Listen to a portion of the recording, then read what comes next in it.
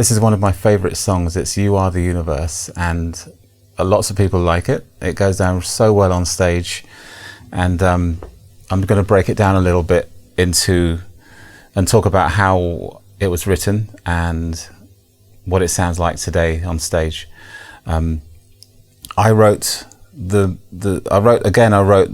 bass line over a drum loop back in probably 96, I think it was 95, 96, and then added the bass, added the chords, very basically simple chords, because I'm not a pianist, but I knew what they should sound like in my head. We later, I think Neil Cowley played the piano actually on the album version, and he kind of gave it a little bit more life and added some nuances that differentiated the verse from the chorus, because they're, as a classic thing that Brand New Heavies do, is that the verse is very similar to the chorus. There's some probably more changes in this. It slightly gets a little bit darker in the verses on this song, but it's a lovely song. I mean, it was written like clockwork. I had all the music ready on a cassette tape, and I sent it to Saida Garrett, who's my co-writer on this.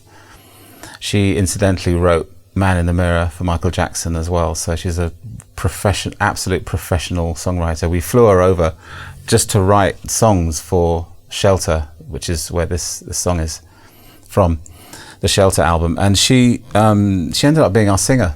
We didn't have a singer at the time.